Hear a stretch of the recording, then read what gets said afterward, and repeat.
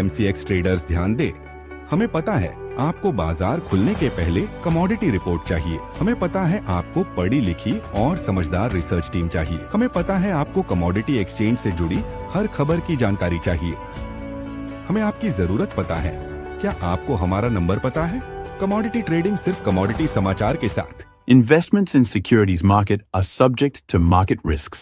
Read all the related documents carefully before investing. Gold की उथल पुथल ने छोटे मोटे ट्रेडर्स को पूरी तरह झकझोर कर रख दिया है। अधिकतर ट्रेडर्स ट्रेड के ट्रेंड को समझ नहीं पा रहे हैं कि लॉन्ग पोजीशन को बनाए रखा जाए या पूरी तरह मुनाफा वसूली कर ली जाए।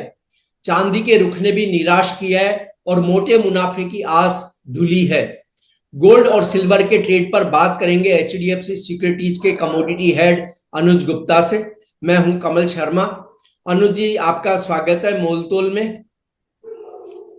गुड मॉर्निंग कमल जी। गुड मॉर्निंग जी, नमस्कार।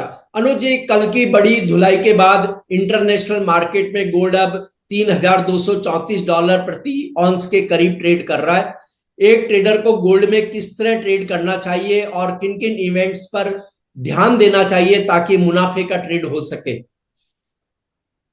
कमल जी, मुझे ध्यान है कि अगर हम बात करें, जब ट्रम्प साहब 4 नवंबर को इलेक्शन जीते थे, उसके बाद गोल्ड में एक गिरावट आई थी, बट उसके बाद गोल्ड में एक तेजी भी बनी थी। और अगर आप देखेंगे तो 1 जनवरी 2025 से करीबन 5 महीने बीत चुके हैं और हर दिन गोल्ड ने तेजी का ट्रेंड दिखाया था। तो अगर आप देखेंगे तो as compare other asset class gold ने काफी अच्छे रिटर्न्स दिए हैं। करीबन 30% के आसपास के रिटर्न गोल्ड दे चुका है। वहीं अगर हम देखें तो जो कारण पहले गोल्ड को सपोर्ट दे रहे थे, अब कहीं ना कहीं उनपे ब्रेक लगता हुआ नजर आया है। हमने देखा है कि जो यूएस, चाइना, यूरोप की ट्रेड वॉर पॉलिसी थी, वहां पर कहीं ना कहीं कूलनेस देखने को मिली है और ट्रम्प साहब थोड़े से एक कूल साइड में आते हुए दिखाई दिए हैं, थोड़े पॉजिटिव होते हुए दिखाई दिए हैं। जहां पर उन्होंने अब चाइना के साथ 90 दिन के लिए जो टैरिफ्स थे उसको पॉज किया है। साथ में कुछ महत्वपूर्ण चीजों पे जो टैरिफ है, जो डिवाइसेस है, वो कम करते हुए नजर आ रहे हैं। तो उससे काफी हद तक हमने देखा कि जो गोल्ड के अंदर एक सेफ हेवन अपील थी, वो कुछ कम होती हुई दिखाई दी। या यूं कहें कि हाइयर लेवल पे प्राइस सस्टेन नहीं करा रहे हैं या हाइयर लेवल पे डिमांड कमजोर होती हुई दिख रही है, जिसकी वजह से भावों में नरमी आती हुई दिखाई दे रही है। हमने देखा कल के ट्रेडिंग सेशन में एक दिन में गोल्ड करीबन $120 तक गिर गया था।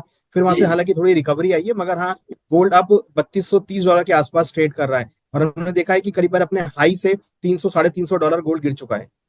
जी, तो क्या आपको लगता है कि अभी गोल्ड में और नरमी बाकी है या अब बाउंस बैक होने के आसार हम माने?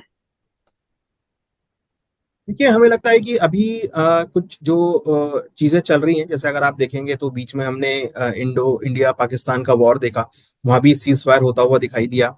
इसराइल हमास का देखें तो वहां भी थोड़ा सा सीज फायर सिचुएशन लग रही है।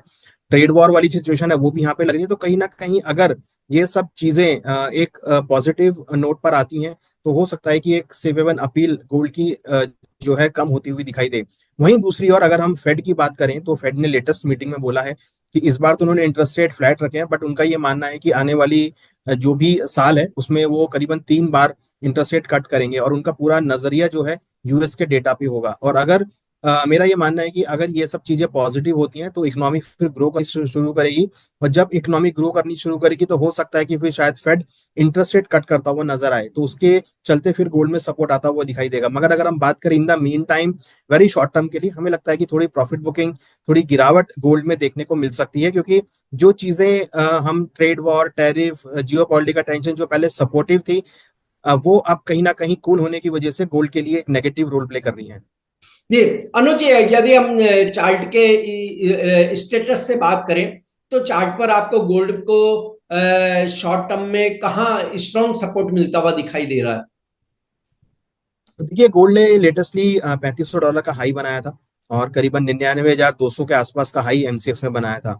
अगर आप देखेंगे तो पिछले करीबन 3 हफ्तों से गोल्ड एक lower top lower bottom formation बना रहा है और कहीं ना कहीं हायर लेवल पे टिक नहीं पा रहा है।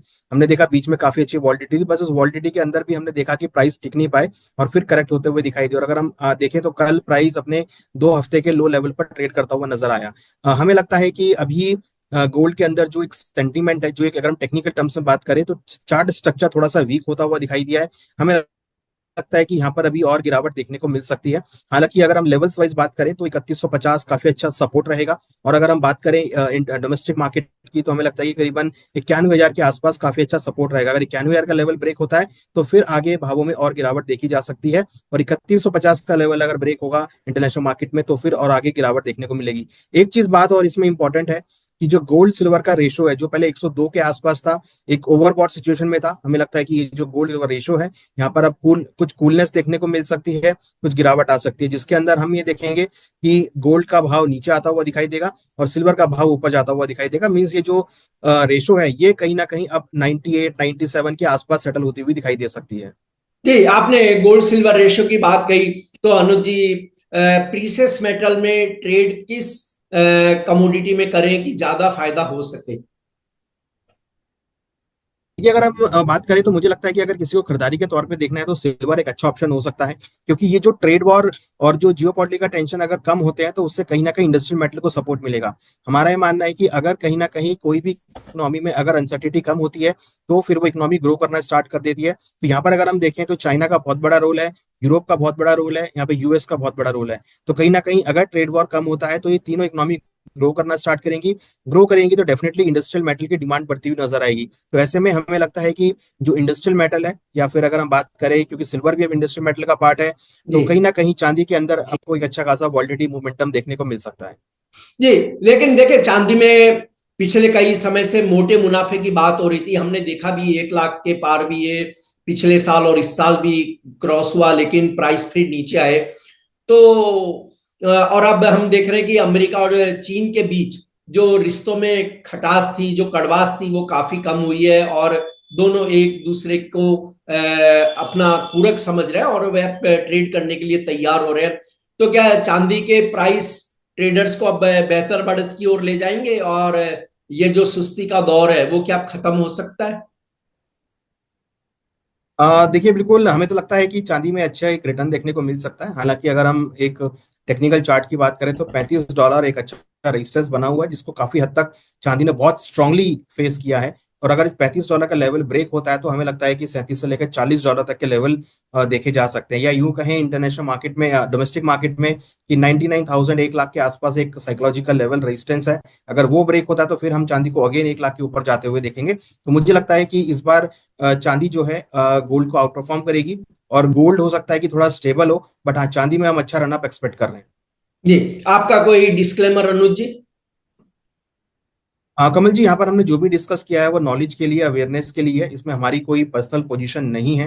अब कोई भी पोजीशन लेने से पहले अपने वित्तीय सलाहकार से जरूर डिस्कस करें, मार्केट के रिस्क को समझें और अपने मार्जिन के अकॉर्डिंग, अपनी इन्वेस्टमेंट के अकॉर्डिंग निवेश करें। जी, आपका धन्यवाद, शुक्रिया अनुज जी।